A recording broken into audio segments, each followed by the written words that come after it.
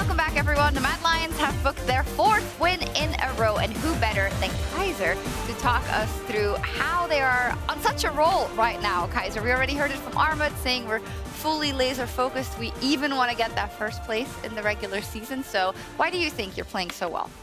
I mean, I think part of it comes down to drafting and like meta read. I think we have like one of the best meta reads on the current patch. I think we always draft really well. I mean, we take a lot of inspiration from LPL because we think they have like the smartest drafts. They have the best meta read. So we we just like copy their drafting usually, and it works out really well for us. I think we have the best early games, and we have sometimes we have troubles closing out the games, right? But I think that just happens with early game drafts sometimes.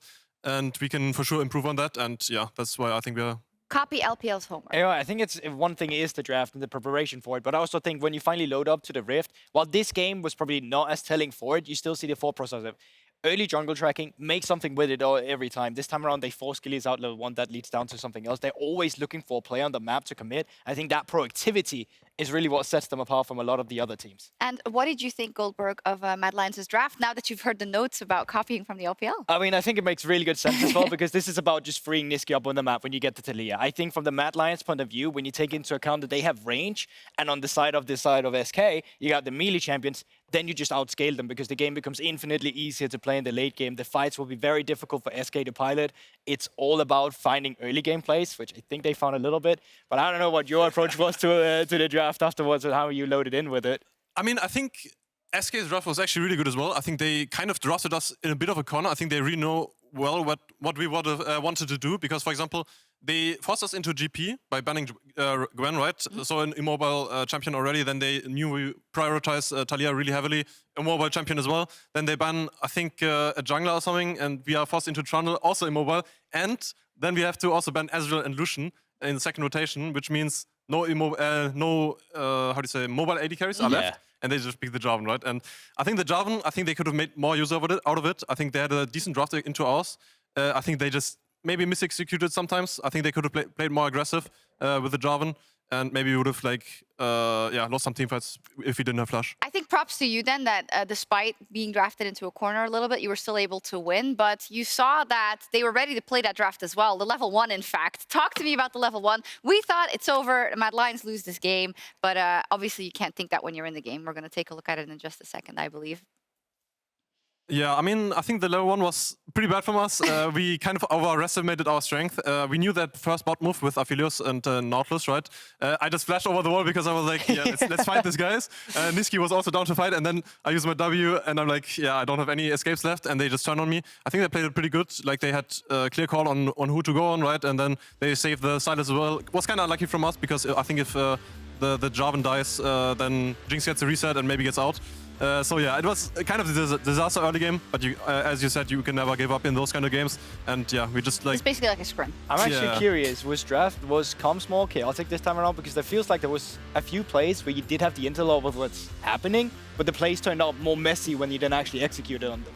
Yeah, I mean, for sure. Like, you kind of never know what to expect from like level 1 or level 2 shenanigans because like it just comes down to execution mostly.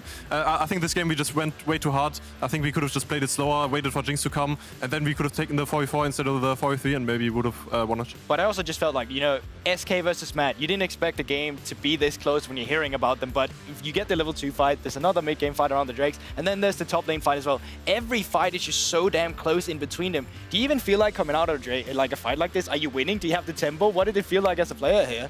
I mean, it was really hard to say because like in game we kind of knew that we were like outscaling and we were like getting better into the game as the game went on. We just had to be really careful with like taking the fights on our terms kind of because we like sometimes when we don't have flash on Jinx or Taliyah, they're just dead on cooldown if Jarvan just goes in them, right? So we just have to play a bit more careful, more calculated. I think that we did pretty well this game. I think we didn't really let them have the engages that they wanted to. We played around Mega really well. Like we usually just CC'd the Sylas, and that's kind of their only carries that could pressure our backline. And I think we just played the team fights pretty well. Definitely did, and we're going to take a look more in depth at one of those team fights with Jamada at the Telestrator. Hello, everybody. Hello. I am back battling the Telestrator for my second day in a row. Yeah, I want to break down this fight at about 20 minutes in the game. It was definitely one of the biggest turning points for Madden. We can already let the clips start rolling out. Certus in the river, the rest of SK kind of coming from a reset, which was a little bit delayed, but Certus, I want to highlight, steals away the Rakan armor and slowly starts to rotate behind the Dragon Pit and start to have a bit of a flank angle. If we get a bit of a pause before we get the full engage going, you can see Nisqy is guarding the flank from Certus, and that's pretty pivotal, because if you look to the very top left, you can also see that Jenax is waiting in the mid lane, trying to build up his Mega Gnar bar so that he can get involved in the fight. And immediately, Mad are fighting a fight on 3 different fronts. You have Gilius treats Jezu in the river, you have Certus trying to make a flank behind the Dragon Pit work, and you have Jenax from the mid lane building up the Mega Gnar bar. So we can let the clip roll out a little bit further, and you can see Nisqy eventually has to kind of just let Certus free. He has no more tools to stop this engage from coming through, and Certus dives toward the entire of SK, also going really deep for Unforgiven. Gilius eventually does end up picking up the kill, but what I want to highlight, if we take another pause very quickly, is Armu, because a lot of the focus was down onto Unforgiven. The rest of SK are trying to funnel forward to try and pick up Nisqy on top of that, and it kind of allowed Armu to get 2 very clean barrels off onto the entire of SK. We can let the clip continue to play. Gilius doesn't get away with it on the backside. You can see the rest of SK try to collapse onto the Mad members, but you can see the overcommit kind of comes here from Jezu as they try to collapse and take out Armu, and from there it's just basically Mad's fight to win, because they just continue to hit all of the members at the front for SK. And unfortunately for SK, it was a pretty decent setup for them to actually take this fight and win. Unfortunately for them, they just overcommit into the choke at the incorrect time, trying to get a little bit greedy for Armu, and it cost them effectively the game, because from here, Mad turned everything around in their favor. Sure did. Thank you so much. I'm glad that you won this bout with the Telestrator. It's 1-1. Yeah, we'll track it. Yeah, for sure. Do you agree with him that this was kind of the make or break fight for both of you, or? I mean, there were many make or break fights, I think, but I think this fight especially, I think Armut's kind of smurfed it. I think if he didn't land so many barrels, I think we would have lost that team fight, and maybe they would have gotten a Drake, right? Maybe we would have not gotten Soul this fast, and the game could have been way different, right? And I think every team fight this game was a really big deciding factor. Kind of if someone maybe made a misplay, or someone made a genius play more, maybe the game would have been different, right? I think it was a really close game, and I think that fight kind of cemented our win in a way, but yeah, I think Amon played really well. I think the great thing, I think the great thing about this as well is the fact that, you know, no offense, but you really had to fight for this game against a team like SK as well, whereas you don't really expect this. I feel less controlled this time around. You see it in the fight as well. They get so chaotic. And obviously there's some fine-tuning, some what for you to be done in terms of when you walk into it. But this always happens after you have a level 1 or a level 2. The game just completely blows open. When it comes to kind of your confidence in teamfights, when I think about the best Mad Lions we have ever seen, it was always about, I would always bet on the Mad Lions to win in the teamfights, right? In the late game, and you were such a big part of that as well. Where do you think your confidence level is at for you guys as a team in terms of those clutch fights comparatively to the glory days, let's say? I think it's really high. I don't really feel a difference, because I think we are stage players, all of us, kind of. I think other teams, I kind of feel, maybe not fear, right? But I think sometimes they feel the pressure on stage, and I feel they are more passive. But I feel we as a team, we always like to go really aggressive. We like to play to the wall, right? And but the thing is, yeah, and I think that's why we are so good on stage, and that's why we are so good in competitive. Scrims are always kind of bad for us, even though I think we're not a bad team, right? But I think on stage we are always performing, because we just don't really care about what happens. We just like to play our game, kind of, and yeah, we usually know when it's good to go, and everyone just trusts each other, and yeah, that's what you need. I'm sorry, I'm just gonna go a little off script because I'm so interested, and we've talked about. Oh, and let me give a note. We have a little delay getting into the next game, so that's why we can't go off script. Perfect, also. Perfect. Are you the best team in LEC right now? I mean, that's kind of hard to say. Short answer: yes, no. Yes. Yes. Oh, I like it. Okay, we also have our Kia player of the game. I think it's ready. I'm excited to see who it is. I don't know if you were in the vote. It's Nisqy! What a bridge to a more bigger conversation we can have, because we heard so much about Nisqy and about how much he was helping in and outside of the team, etc. But then today we saw a tweet that he didn't know how many minutes were in an hour. So how's it going with Nisqy now? I mean, it's going really well. I think he's one of the most friendly guys I've ever been with, right? And I think he just fits super well in our team. He like there's of course as always problems, right?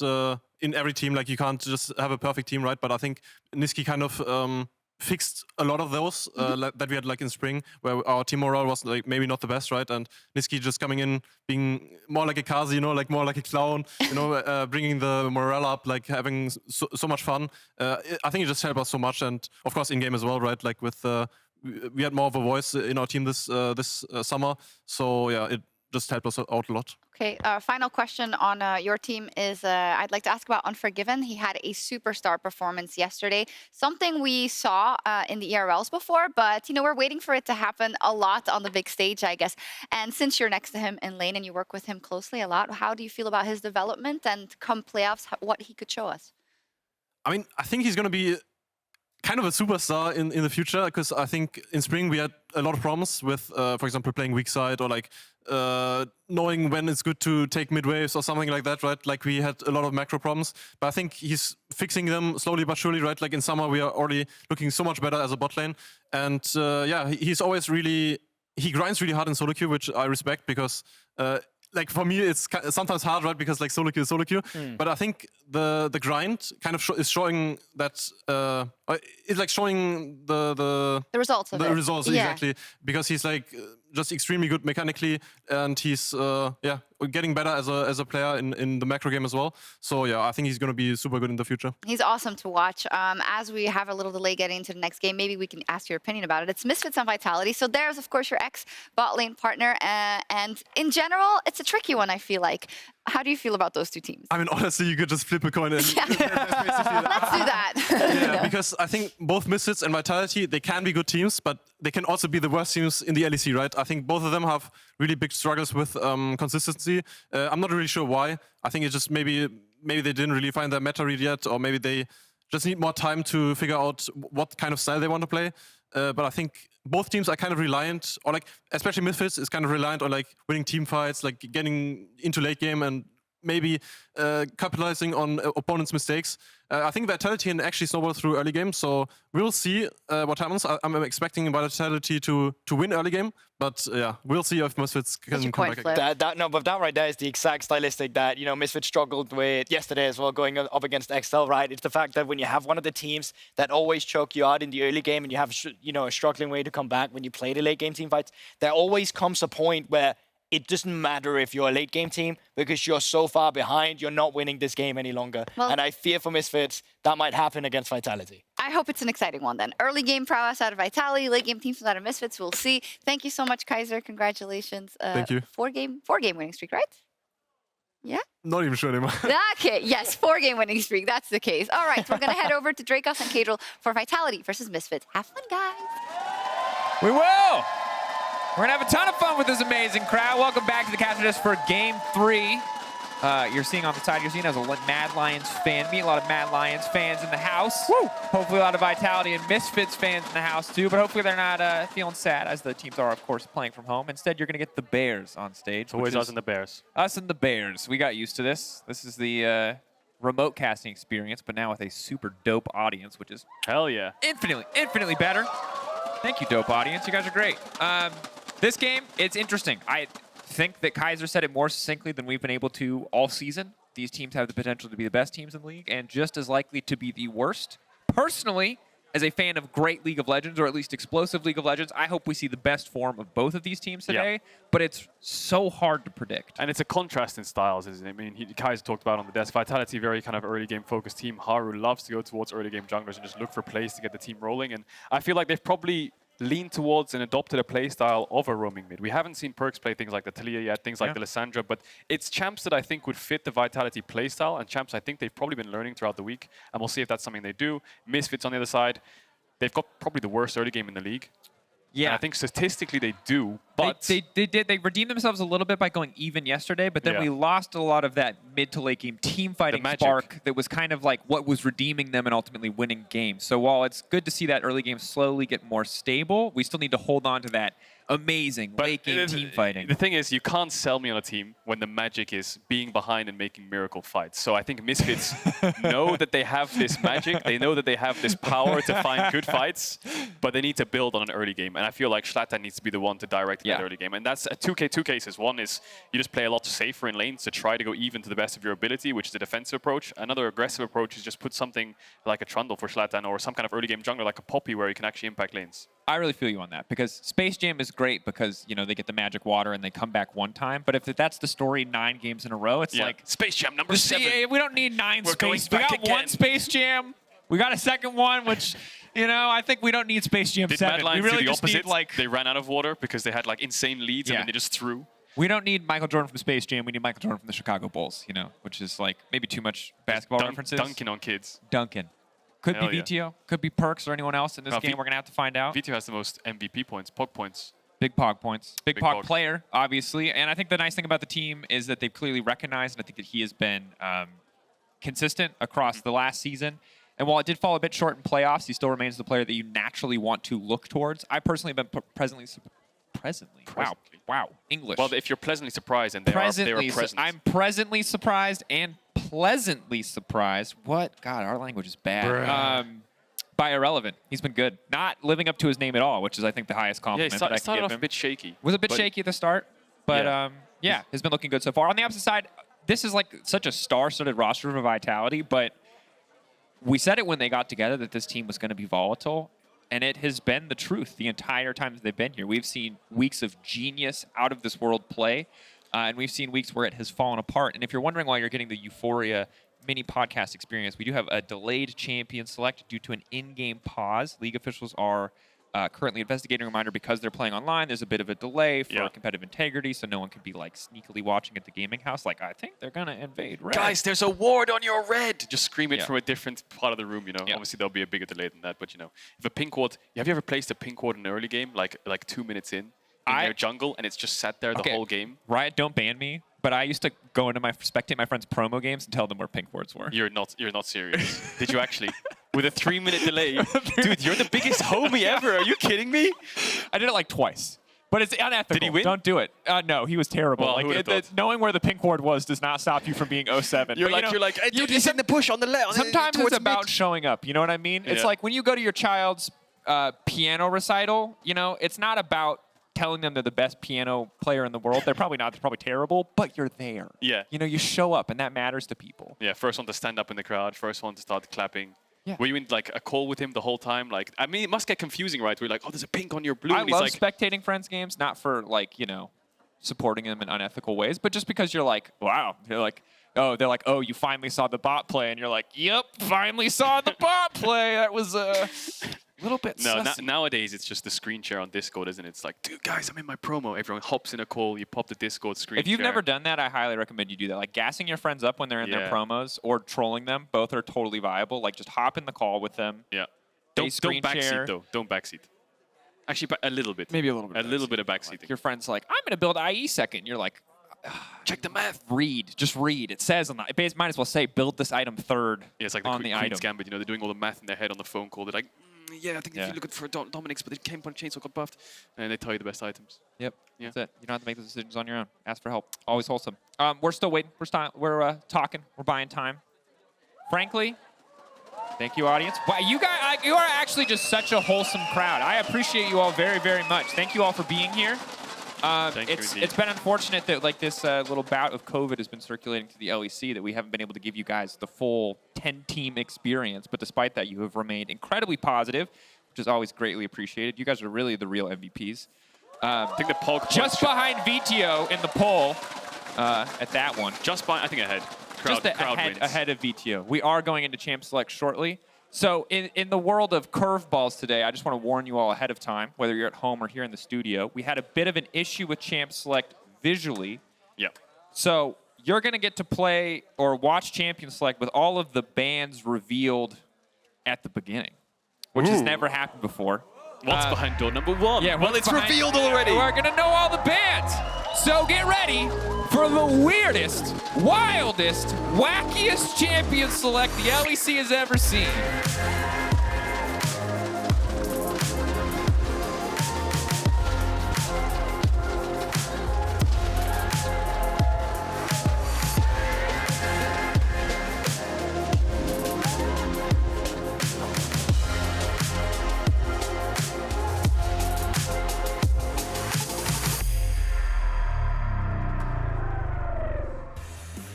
And as we enter Champion Select, a couple notes. All bans are shown, right? On blue side, all the bans are correct. Red side, all the bans are correct, but they're not in the right order. Now, with this extra special access that we have been given, I would pose a challenge to you, my friend, as the normal pick ban discussion is going to be hard to maintain when we know so much ahead of time. How many of these picks can you predict correctly, knowing the bans ahead of time? If you go 10 for 10, I can't go 10 for 10. You That's can. impossible. I believe in you. Well, I think looking at the bans, things like Taliyah just jump out to mind straight away. I guess the timer is probably them banning, so we're gonna not get any. Oh no, there it is. Straight to picks. Straight to picks. There's a Gnar first pick for Vitality. I'm thinking of things like Sylas here for Misfits. Poppy would be fantastic too. Aphelios would be a good pick on 3 if Vitality don't pick that up for themselves. But I want to see roaming mids from Perkz, and with a blind Sylas, Taliyah screams to mind. Yeah, Taliyah in general very strong. There's no Poppy ban either quite yet, and the Poppy and Taliyah have been paired very well together. You heard it from Kaiser on the desk, and I think this has been the general policy for a lot of the teams that have been doing well in draft this week is just copy the LPL forehead, and it works out pretty well. Poppy, it was highlighted by Owner as the strongest jungler in the game right now, and you can see that. We'll see if Shlatan can make his mark with this champion. Is now Vitality going to pick Trundle, strong champion, into the Poppy as well as the Taliyah, and you're going to see the roaming mid that you talked about from Perkz, what you've been wanting to see. Yeah, pick ban's pretty simple these days. Zeri is the most banned champion. That'll be an instant first pick in Brio. Gnar, Sylas, Poppy are the next Brios. Things like Taliyah, Aphelios are also quite strong. This is all LPL stuff, basically, so we'll see what happens in the 4-5. I presume with the Aphelios pick, it looks to me like the red side bans are probably in order. Renata, Jinx ban wouldn't surprise me on a 4-5 here. They take away things like the Nautilus. I wonder what they're going to go for here on 4. Expecting Misfits to pick up perhaps their top laner into the Gnar. A lot of options taken away, actually. GP and Gwen, normally the answers, so we'll see what Irrelevant can find. Ornn is down as well, which has been one of his comfort picks. Sejuani wouldn't surprise me. It's one of those other picks you see in Gnar, but you really need an AD jungler. In the LPL and the LCK, we see a lot of Wukong Sejuani specifically, but Poppy Sejuani, not the best duo. Yeah, you don't have, you do have decent damage, obviously, but definitely not the same as the Wukong Sejuani. You don't stack quite as quickly. The E stun to come in from Sejuani as well. See what the picks are going to be now. I love that Renata is banned. If you did not watch Humanoid and Upset kill each other yesterday in the Fnatic game, you might not understand why Renata is just probably the strongest support in the game right now, but absolutely deserves to be banned every single game. Instead, however, Camille on the top side can be very strong in Gnar. One item on, you talked about it yesterday, easily can win the matchup on the side. Instead, though, something a little bit more spicy, another LPL special. Jax coming out for Irrelevant. I love it. Yeah, definitely love it. Irrelevant's actually played 1 game of Jax so far. The split Senna being picked up here makes me think of Tahm Kench, which then gives last pick to support, of course. Irrelevant hasn't won that game on Jax, but should beat up the Gnar if he goes even or ahead on side lane past 1 item. You know, Jax and Camille kind of function in a similar way. Jax is just a worse team fighter, but a better split pusher, kind of. So we'll see what he builds towards. There's the Senna Tahm. Misfits have a lot of options here. You can play an Aphelios Lulu, you can play Aphelios Braum. Rakan is good for more engage. They have both, basically, they're the 3 main options you think of when you see something like the Tahm Kench. Just a case of whether you want push, you want peel, or you want engage, and those are the 3 options you can go for. Yeah, and we can see that Team Vitality, a lot of defensive tools, a lot of disengage. Obviously, chasing a Senna and a Taliyah is going to be a tall task. Similarly with the Tahm Kench around, makes it that much easier to protect your carries. On the upside for Misfits, Poppy, always going to be a good engage option. Can offer protection against the Gnar, stopping him from going in, but I love that Misfits are doubling down on the engage options they have. Sylas, Poppy, Jax, Rakan, everybody's going forward.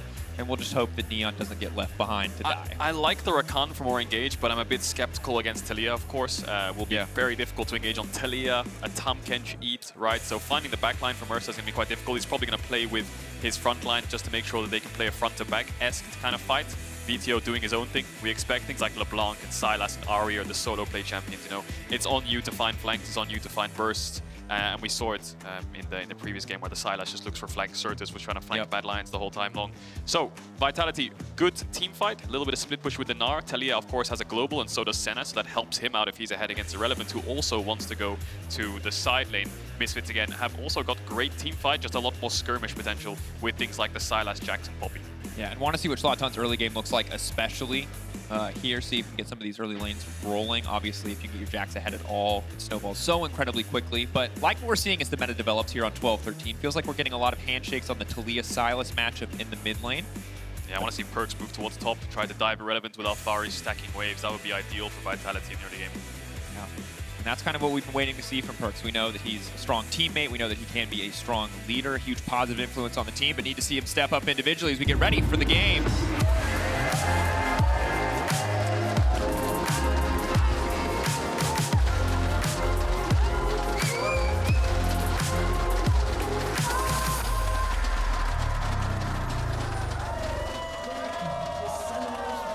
Here we are into the match, onto the Rift. See if it's just going to be about a little bit of early poke. Jungle pathing, very important when there's a Poppy in the game. She is a Hex Flash enthusiast, as we have gotten used to seeing. I said that without checking, but luckily we have the tool to check. The button. Ooh, there it is, Hex Flash. Now, you might be wondering, sometimes in LCK when this champ is picked, there is no Hex Flash. Actually, Hex Flash is disabled in the LCK, a couple bugs. So in Europe it isn't, in the LPL it isn't, so normally Hex Flash is the go-to rune. Perkz playing with Spellbook. Gonna start off with Ignite, have a little bit more lane pressure. Probably wants to swap the TP on the first thing to look for a back. As Mersa will find Labrov here, looking for a wall, it seems. Mersa. Oh, they want some. A little bit of knockup, keeping the trade going. Second charge is done. Gonna connect. Labrov running. There's nothing he can do here. He can maybe trade flash for flash, but just goes down. Gets the ignite from Mersa, but gives away 400 gold. Excellent start for Misfits. Easy does it. Carzzy needs to stop Vetheo from basing here, and looks like he's going to. Will Vetheo have the flash here? It looks like he won't. Perkz misses the Q, and Carzzy's too far away to follow up. The condescending thumbs up. Yeah. See if Perkz can get a little bit more chunk damage here with a Q over the wall. Looks like he's not going to do it. Of course, we had a pause earlier on. That's why you see the left the games. They are still in it, of course. It was I will say the Vetheo did act it out pretty well, though. Yeah, like, when he was running towards the tower there, I was like, I've wait, seen that one before. Am I wrong? Yeah, I've seen that way too many times in my solo queue games. Anytime that there would be any issue, we would, of course, pause. If you see that message, it's just a relic, one of the moments from the pause previously. So don't worry. No one's actually disconnected. A distant memory. Distant memory. Perkz fights for level 2. Health advantage obviously does matter, especially when you're at the Dorans on both sides. And Vetheo already using a pot gives Perkz a small edge, but Sylas early skirmishing, you know how strong he is. This would be ideal for the Sylas, of course. Similar to Lucian in a way, where you really want to get level 3 access to all your spells, because all your damage, all your spells proc your passive, right? And your passive is a lot of your damage, so you want to make sure you can keep proccing it as much as possible. So I think Vetheo will get pushed in early. The question is, can Alphari stack top waves? It looks like for now, there's a lot of fighting on top, and Irrelevant's actually the one contesting the wave.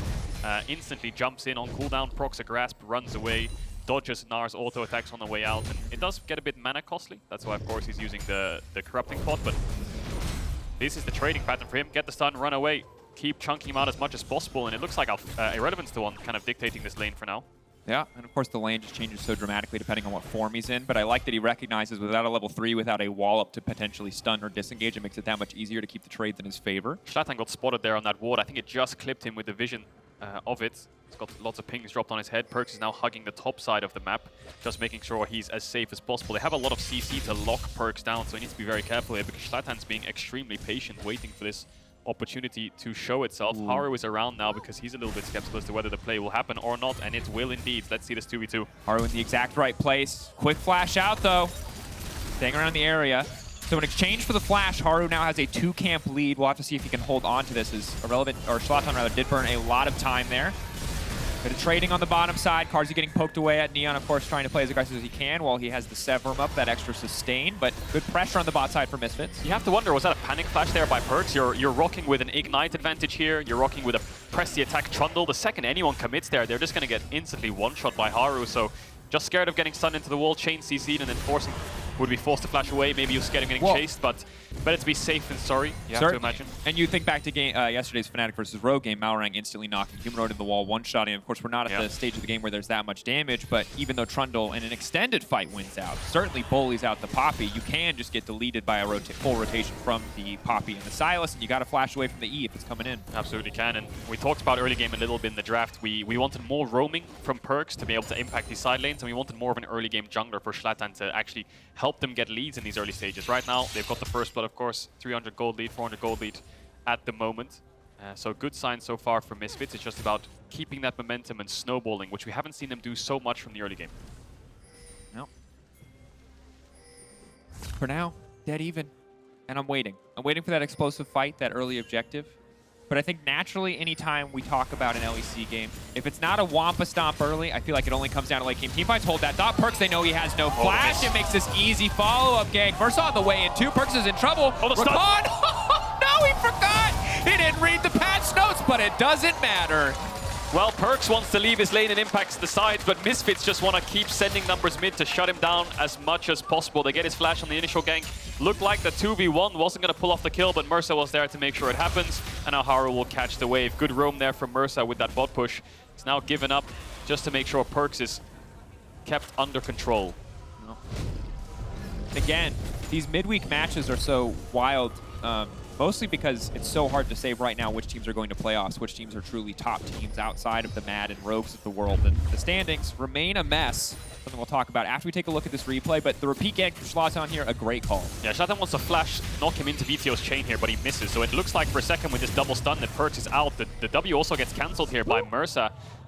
Maybe was expecting it to expire, but anyway, they get the kill. Vetheo just flashes forward to make sure it happens. Loses his summoner spell, but gets the kill.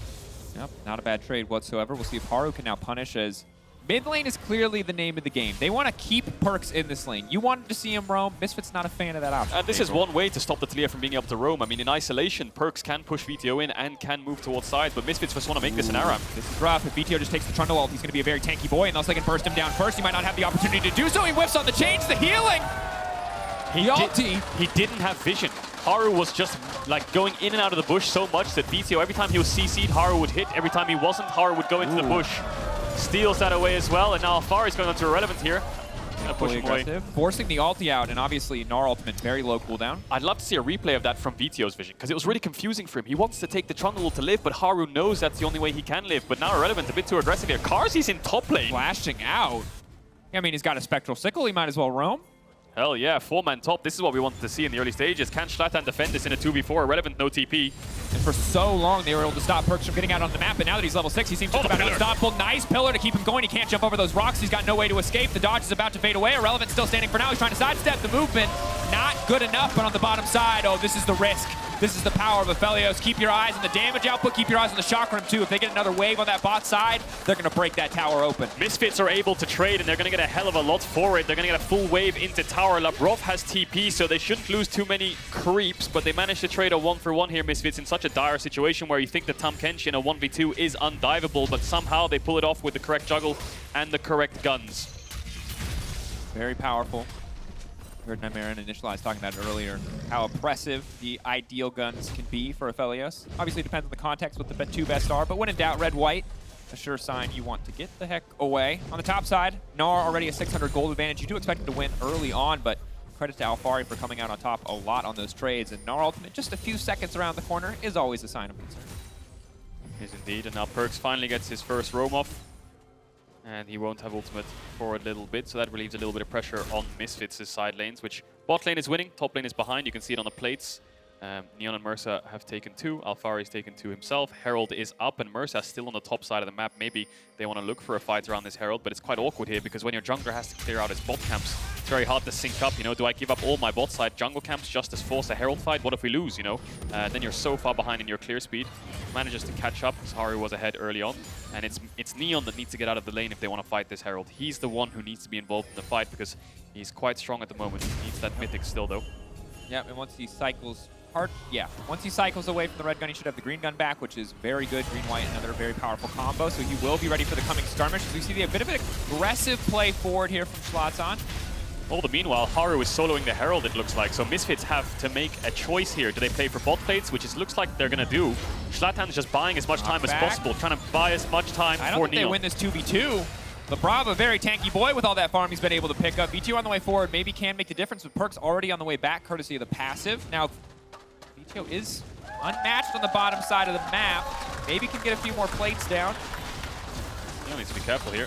We'll spot out the bot lane of Vitality, which have come back to this lane. And the idea there for Misfits was stall as long as possible. Neon will get plates, happy days. He only got 1 plate though, so that's the trade for the Herald. Of course, Vitality gave up around the wave there as well. So we'll see how Haru does use that Herald. You've got 2 choices. You know, you could put it to one of your carries, perhaps the Senna or the Taliyah, get them a little bit of gold, or to your split pusher in Alphari to make sure he's ahead of the curve of Jax to keep that side push. Of course, Misfits will respond with the other neutral objective on the map, the Dragon. In the extended trade, able to match there, so plate plus the Dragon for the Herald. The question really is, how does Haru use that Herald? Because it could be a 300 gold lead, or about 160, balancing out the earlier plate, or it could be a broken turret, a huge map advantage, so pressure on him to really make sure that they can get something done there.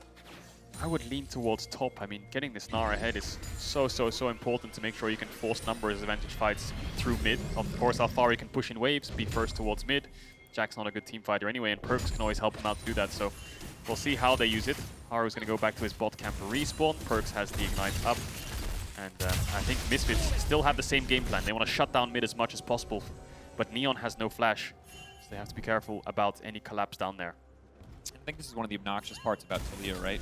One of the few champions we see in the meta right now, just building tier, building Lost Chapter, and just AFK wave clearing. Vetheo, very hard time obviously trading in without anyone around to support. Can't really 100-0 the champion at this stage of the game, so just difficult to play against. And now that they haven't been able to snowball mid wildly far ahead, Perkz is just going to be able to push in and roam a decent amount without jungle support. Yeah, he's finally got numbers mid for himself, so he can actually push these waves out without being under threat of ganks. He's down a level at the moment, but should level up on the next wave. And this is the idea. This is what Vitality wants. They want to be able to push in waves and hide in the fog of war, hide out of sight, so Misfits have to play the guessing game. Mersa and Shlatan are here to respond, the 3v3. Vetheo has to catch the wave, and then Perkz will then disappear into darkness. As Mersa drops a wall to try to get as much information as possible, because Neon, no flash, could get an ult here from Perkz. Ooh. Okay, Labrov needs to back it up just a little bit. Keep your eyes on the wall coming in, though. Neon can find himself in trouble very quickly, but Mersa now trying to turn the fight. Shlatan on the way in as well. Instantly going to flash over the wall. They can just try to burst him down, but Labrov, quick on the ulti, is going to stop the play from going any further. Vetheo walking away as well. Nice now Neon, the knockback, it's clean, but no, they keep him as anybody whips. He knocks him away, he stops the red ult from connecting, and that means he dies. He does not get the health back. And oh, it's such a close exchange. If the ulti hits before the Poppy Hammer hits, he would live, but at the end of the day, he goes down, and Vitality full control on the bot side, and baby, it's time to use that Herald. It might be. They want to look for plates here. You want to take the full tower ideally. He is going to drop it, and in this 4v3, they should be able to hit the tower, knock onto Vetheo. He loses towards half his HP. Mersa's already low. He has no ult. So Here the crash comes in, the demolish will proc, and the tower might just fall if they just commit to it. The only scary thing is... Knockback Mersa, oh no! Into the waiting jaws of a giant catfish. That was not the play that they wanted. Yeah, they hold on to the tower for a few more seconds, but this bad boy's still gonna fall. Yeah, Misfits felt really pressured to defend it as much as possible. 3v4, yes, it looks good, but the health bars were just so low that they couldn't even get in there to use one spell to clear out the wave without dying. Mersa falls, and all the meanwhile in isolation, Alphari is just dunking on Irrelevant in this matchup. Now getting toward 20, 30 CS leads, getting plates for himself, and he wants to stay in that lane as long as possible. Vitality gonna back away, and Perkz first to bot. Vetheo quick to respond with the Taliyah ult. Shlatan trying to cancel some bases here. No flash, has to be really careful. Wow, that was bold, that was confident. Misfits just trying to extend the play. They think that in the long run they can keep this one going. They can find an advantage. The flash for the knockup. Perkz doing so much damage. Vetheo coming in with the Senna ult, but he can't really finish anyone quite yet. Neon waiting. Moving forward now, can use the Q, the onslaught to get a little bit of extra movement speed to get it closer, but he's holding on. He's going to throw it out now. They can't finish, and he kills. They burn so many resources, and they walk away empty-handed because while all this is happening, Alphari consistently dunking on the top side, building this lead even bigger. Yeah, the biggest resource they wasted there was time. You know, Vitality had to base, and Misfits just came out of it, and you expect him to go towards mid, but now they've just matched Vitality in bot. We'll look at it again. Perkz jumps in here, doesn't get a very good combo initially. Shlatan flashing over the wall, looks like they can turn the fight. Vetheo then glides in to stop Haru from joining it. Then Misfits are clumped together as 4, and Perkz lands this incredible knock onto Neon. And then Asi, I think he looks here for the red gun ultimate to get a little bit of lifesteal. They get knocked away, so there's no one to lifesteal on. As good as it looked to try to save him, that was his escape route for his ult. Vitality then push forwards. Misfits tried to defend and tried to save a losing play, which only loses them even more. And Alphari so close, taking his tower again in isolation. Misfits want to shut him down. And ultimately, while hitting with the red gun, maybe he could have aimed it at Perkz, would have given him a little bit of health back. I don't know if it would have kept him alive. And the Poppy ult pushing people away certainly did help him survive as well. So maybe just looked funny. It's hard to say. They'll look back at the replay and feel a little bit awkward about that one. But ultimately, regardless of the individual small mechanical things, Neon really getting caught out. Vitality with a beautiful collapse. Great use of the Herald that we talked about. Moments ago, the Herald was the only thing really separating these teams in gold. Now, it's a lot more than that. 3,000 in their favor. Perkz, despite Alphari's massive individual lane lead, actually the one pulling to the top of the standings. Yeah, huge bounce back from Perkz. I mean, if you just cast your mind back, got ganked twice. 3-man initially, 2-man to force the flash prior to that.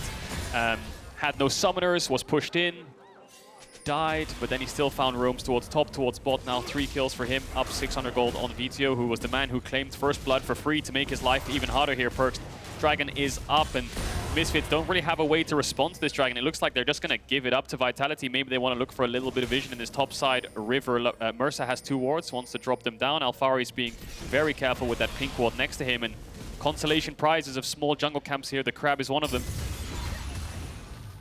Difficult now for the team. Mersa maybe fishing for something here. Alphari, not sure if he has the hop left. Can double bounce out. You got the TP now coming in. The charm. A lot committed from Misfits here. Alphari still standing, waiting to use the ultimate as long as humanly possible. The knockout comes in from Shlatan. Alphari just scoops him back, flashes out. Misfits. Absolute mad lads. Ready to all in on a single play on the top side. Haru now retreating. And again, the second time in a row that Misfits have tried to force so hard and have walked away empty-handed. Maybe an unnecessary risk there by Alphari stepping up, but still nets them a lot because 4 people top, that's a mid tower. So could have been a bad series of events, but they turned out pretty good. And Vitality will get themselves an objective. Looking towards the Herald as well. They are just dominating this entire map because they have 3 pushing lanes consistently into Misfits, which they have to keep responding to. Their answer to that was screw the lanes, let's go 4-man top and try to kill Alphari. I think Labrov's TP there was just in case Alphari would get chunked out or chain CC'd. He can just eat him, flash away, save his top laner, and keep the map in a winning state. And that's exactly what he did. Vetheo might be in trouble here. Knockback, it's going to hit Mersa. Mersa, you can't leap out. Stunned up, locked up, ignited. They've got vision on him. The ulti from Carzzy not available, so they cannot finish the job. In the meantime, Herald dropping. Everything is going right for Vitality in this early game. Dragon actually didn't die. They had 3 members around the Dragon Pit, but it looks like they ran towards the top side. Of course, we saw Haru respond to that play towards the later stages of the TP, and now Misfits actually find themselves a Dragon. Playing a little bit of seesaw here with Vitality, just mismatching to opposite sides, and they net themselves an objective. But again, I want to highlight Perkz in the mid lane because he was a player that we looked at. He was the player that wasn't necessarily as quick to adapt a lot of these roaming mid laners, but in this game so far, the Taliyah performance has been immaculate despite all of the attention he received, the countless roams and early ganks.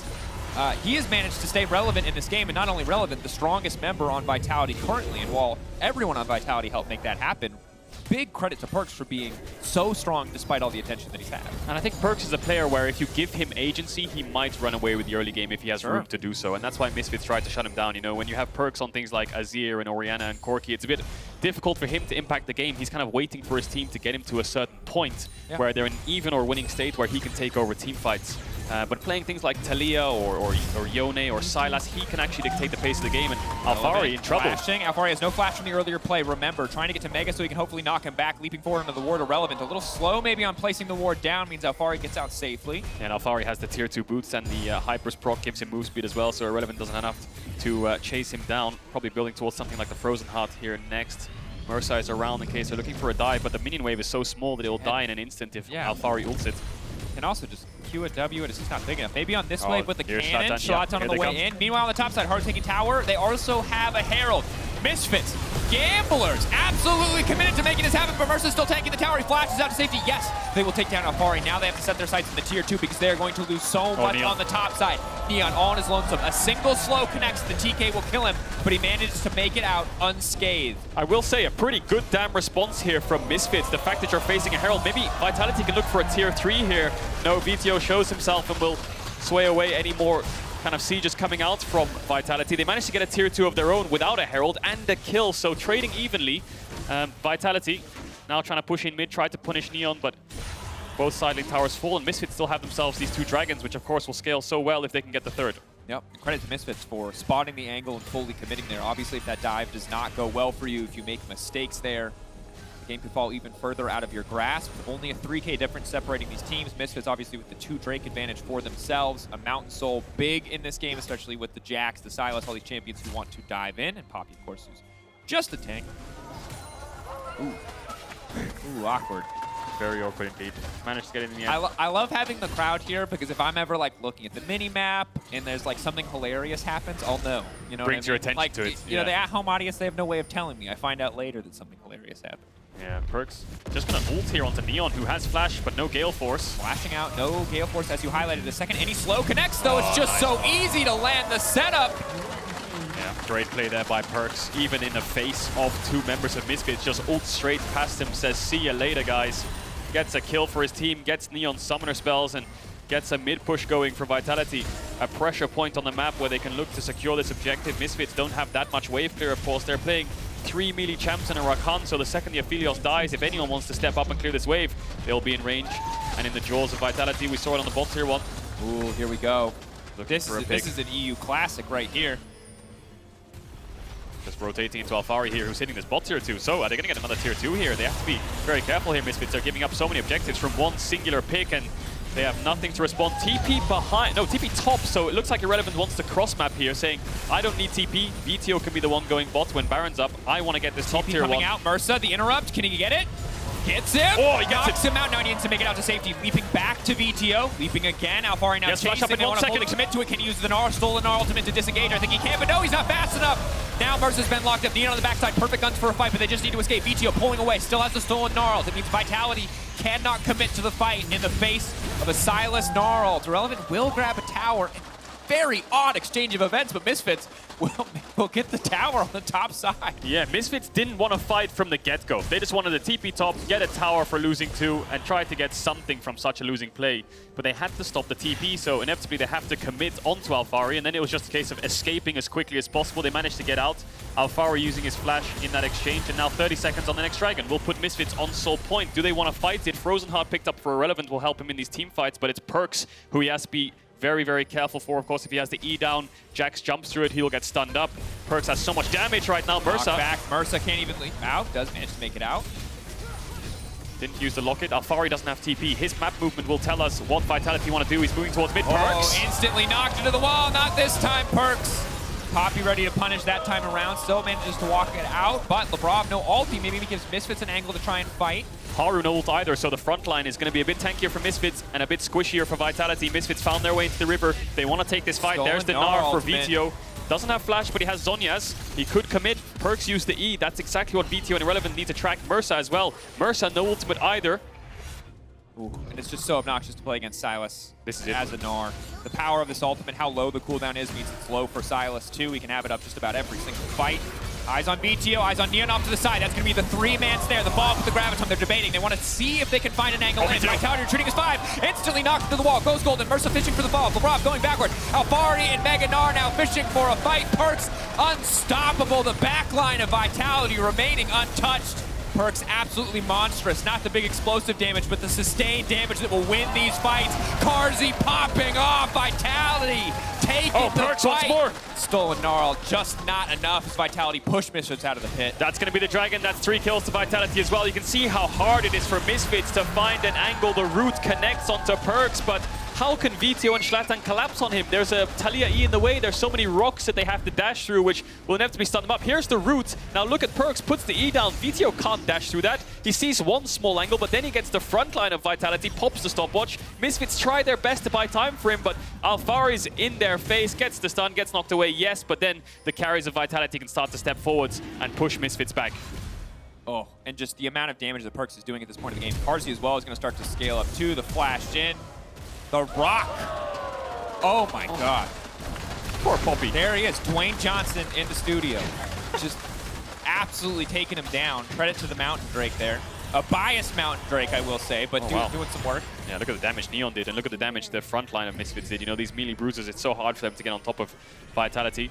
A lot of CC in their way, a lot of tools to deny them any kind of gap close, and now Vitality has denied that Dragon Soul, so they're going to play towards the top side of the map, and it looks like Misfits are trying to set up some kind of trap here. Mersa has the ultimate Neon, and him, we're looking for some kind of angle. Vetheo is bot now with TP up. Labrov's looking for a fight. Just walking forward, he's so incredibly tanky. Neon has terrible guns for a fight. They managed to interrupt the dive forward. The wall now coming in. There's no way out of this. Goodbye, Aphelios! Is that Baron? Baron could be on the cards here for Vitality. They didn't use too much there. Still a lot of team fight ultimates available for them. They just need Alphari to come towards this Baron pit and zone away the rest of Misfits. Shlatan has no flash, so he has no way into this pit unless he can full cast it. We saw Marang do it. Can Shlatan? Alphari needs to find him and mark him. TP for Labrov can try to retreat, but for now they're just staying around the pit. This is going to be a very slow Baron. They might end up trading an inhibitor for this Baron, so very crucial that they keep this going. Now Vetheo actually going to TP out once he breaks the tower. They're ready for the full-on 5v5. They want to head face first into Perkz, but Shlatan is already so low. My God. Oh my God. Taliyah E is a disgusting ability. They're getting obliterated. They keep opting into these fights. They keep walking into their own death. Perkz, an absolute monster. The front line of Vitality keeping their mid laner safe, and there's just nothing Misfits can do. Yeah, it's the meat grinder of Vitality. The second you step into it, there's no way out. That's going to be a Baron. 2 kills. as well. Maybe Vetheo should have just looked for that bot in it, because you're opting into a 4v5, you're opting into a choke against the Taliyah, and you have no room to breathe in those kind of fights, no space to work with. Irrelevant again, gonna go towards a different part of the map, try to find an objective. Maybe he'll get this mid-tier too, but the siege from Vitality is on the way. Perkz picks up a Magi Soul Stealer. Carzzy's building towards his second item now, and Labrov doesn't want Irrelevant to get out here. He's saying, you took my tower, I will take your life, but Irrelevant extremely mobile on this Jax, has the wards to jump around with, and we're gonna have a look at that fight once again. So it's Labrov of all targets that they single out. Yeah, and I think the logic here is we cannot afford to give them Baron because their siege is going to be incredibly oppressive, even if it would mean trading it for an inhibitor. They try to get something done, but again, the initial cooldown, the initial wallbang that comes out from Poppy goes on to Labrov. This is not the target you want, and certainly you do not want to just leave Carzzy and Perkz to free hit onto your most important members. And for Vetheo, it's just so difficult because normally TK, you know, the squishy backline boy you're not concerned about, but paired with the Senna, he's so tanky, he can just stand in the face of your Sylas and stop him from getting into the backline. So, looks like Vitality have sent Alphari top to push out that lane, Perkz bot to push out. That's a 1-3-1 setup, so their 3-man needs to be very careful. You need the pressure points to be on either side so that when Misfits funnel in towards mid, you can start to chip away at their side lane towers. Vitality just stepping up here, pushing them back a bit. Need to wait for Alphari to get towards his top tier 3. And they're going to look for this mid tower in the meanwhile. So Neon's zoned away. He has Gale Force in case any spells are thrown in his direction. And good news for Vitality, Alphari has TP, so if Misfits pull the trigger here, he'll be able to join instantaneously. Irrelevant looking for an angle, forced to jump away. And the second that jump is down, Vitality have more room to step up. Shlatan caught here a bit. Yep, and the difficult now is obviously you have the Kraken Slayer coming in from Carzzy, but anytime he tries to step forward for Shlatan, he's already behind, but there's a Trundle ult on the opposite side. So whatever paltry resistances he can put together, Trundle will take a decent chunk of, and it's the same story for Relevant on the top side. He can be strong, he can build tanky. If he pops that ult, and Haru pops ult in response, he is still a very squishy Jax. Vitality just taking every objective right now. Misfits, no wave clear, no way to respond, no way to push them back. The only option for them is to engage, but they lose a fight, and Mersa's looking for the flank here. There's not really an angle here. I don't even know who he leaps on. You highlighted this. The Tahm Kench protects one member. The rest of the team can try to disengage. The Pillar, Taliyah, the Mega Gnar in their face. Misfits have to run for the hills. Oh, Mersa's just getting run down. He has no way out. He's trying to eat a Vetheo, but Vetheo can't even afford to step back. He now has the quickness to run to safety. Wow. There goes their engage, and Vitality know it, so all they have to do now is get the bot waves in. You can see the pings. Haru is going to sprint down there, play for the triple inhibitor. Labrov's going to try to chase Mersa away because there goes the majority of their engage. Shlatan flashing onto Perkz. Trading flash for flash. Will not quite get sniped. Never mind. Trying to sidestep. Knockback. Can't do it. Not fancy enough. Does get the flash. But ladies and gentlemen, I think this is a Vitality win. Misfits, they've run out of options. They've tried to fight so many times into this Taliyah, but just have not been able to find the angle. Vitality bleeding them out. We heard it from the desk. Both these teams can be the best team. Both these teams can be the worst. Well, today, Vitality are showing us their best. This has been an immaculate performance. Yeah, they're keeping Misfits a hell of a distance away, and there's just no way they can close it. That's 3 inhibitors down. That's the last nail in the coffin. Misfits are trying to heal up on their own Nexus here. Vitality take the first tower. They're looking for the second. It's just a matter of time, Misfits. You gotta go in. One last fight. This is it. Irrelevant committing. Carzzy walking away. Vetheo with the Gnar ultimate. The other thing you're looking at, keep your eyes on Neon. Perfect guns for a stacked 5. But Vitality pulling back. Ulti in. That was the red one. Yeah, no damage. That was an oopsie, but at this point, I don't know how much of a difference it would have made. Nexus standing in front of them. Misfits playing for kills. I do not think they can save this, but maybe they can. Irrelevant getting pushed away. No, Labrov keeping the team alive. Now taken down. Misfits again. Here comes the catfish. There's just nothing left for these poor rabbits. They get torn apart, and finally, the Nexus will fall. Dominant from start to finish. It looked like the second that bot fight happened that Perkz was ahead, the rest of the map was as well. Alphari was on his little island, playing a little bit of a lane kingdom from his matchup. And then once the whole team of Vitality came together, it was extremely one-sided. No response from Misfits whatsoever in those fights. That last Dragon fight for the third Drake for Misfits was basically the game decider. Yeah, and I think the thing that we've learned here is just that you cannot forget about the importance of Taliyah and her zoning potential, because people think, oh, Poppy W, you're going to stop all the dashes. But people forget when you dash into the Taliyah E, you're going to get stunned, you're going to get stopped. And there were so many plays where cooldowns were just thrown into that ability. It was on the ground. They could see it. And they just burned cooldowns anyway. They have to run around it, and once you run around it, then you're funneling into their spells, the Taliyah Q, the knockback, and it's just so hard. You have to have someone come from behind and kind of sandwich them, because then their spells have to go in one direction and then the other side can actually facilitate that. And it's probably why we've seen so many Taliyahs, or Sylas fight the Taliyah on the side lane instead of the fight. Something we're going to see develop is I imagine we'll see a lot more Taliyah Sylas in games to come. For now, though, Kia player of the game, we see on Twitter, Haru, Perkz, Carzzy. You know who I'm telling you to vote for, but I'm not telling you anything because I believe in unbiased democracy. So pick Perkz. Whoever you want. And if they just happen to be closer to the Ahri statue on the desk, cool. Just below. Just below. Who you would have thought, huh? Not me. Not me. But yeah, this was the first game I think we got to saw Misfits on a raw early game jungler. Didn't look too great. A couple of early plays, but the second the mid lane roaming got kind of rolling, the ball got rolling, yeah, it just took over. And that just looks like it's the meta right now across the world. Yeah, right philosophy to try to shut it down, but did not work out in the end. For now, though, let's send it over to the victorious man in the mid lane himself, joined by Machine on stage. Thank you very much. Yeah, I am joined by not only the big man on the screen, but it is the big man over on the Rift as well. Perkz with a big performance. I'm sure you guys will be casting your votes for that player of the game. Perkz, thanks for joining me. Can you hear me okay?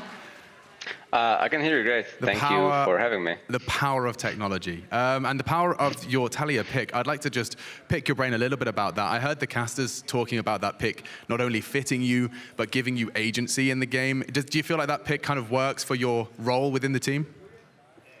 I think the pick is just strong right now. And actually, historically, like 5-6 years ago, Taliyah was one of my weaker champions. But you know, I put a lot of practice in it, and to be comfortable in it, and to be able to perform to a level that I want to perform with it. So I'm happy with my Taliyah game. I don't think it was that hard this game to play well with the champion. So it's more like the champion is very strong this game. But I am happy with my calls, I guess. Yeah, the calls I've been making that made the game easy.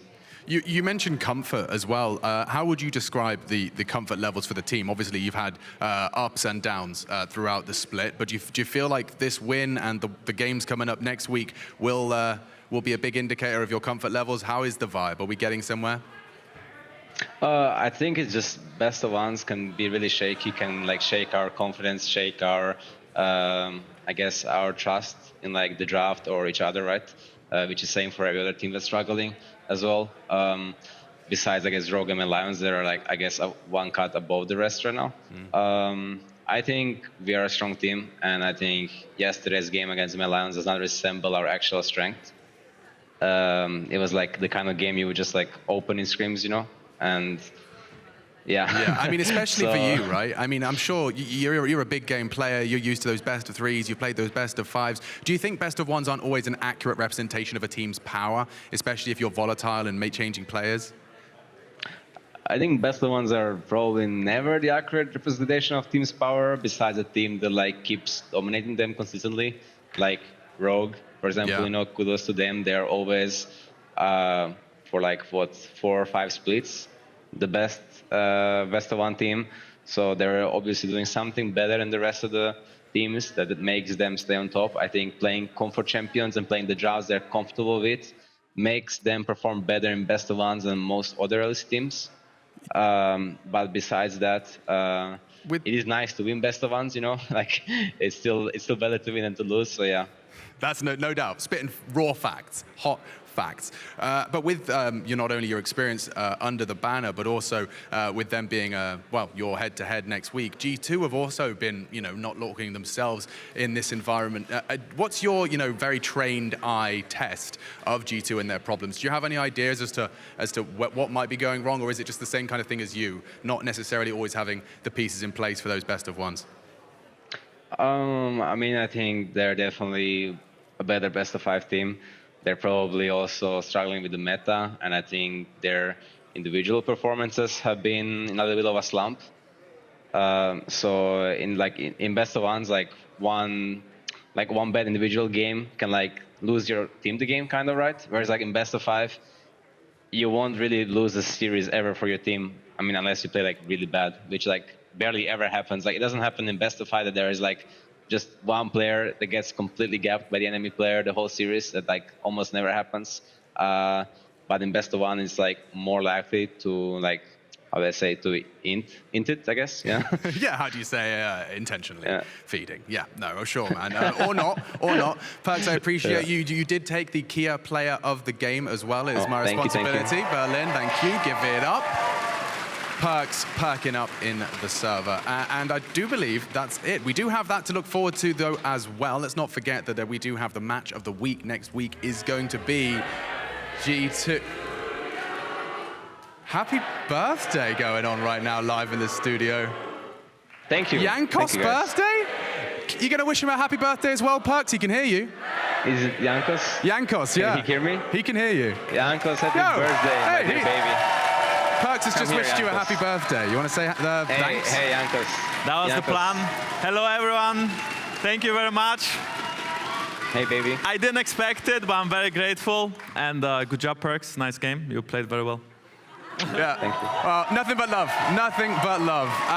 And we're going to be seeing those two clash in the Rift next week. Game of the week, G2 taking on none other than Vitality. The Warner song of the week is David Puentes. I'm sure I butchered that. Don't Let Our Love Die. Make sure to check it out on the official LEC Spotify playlist while we wait for our next game. G2 versus Rogue coming up. Thank you.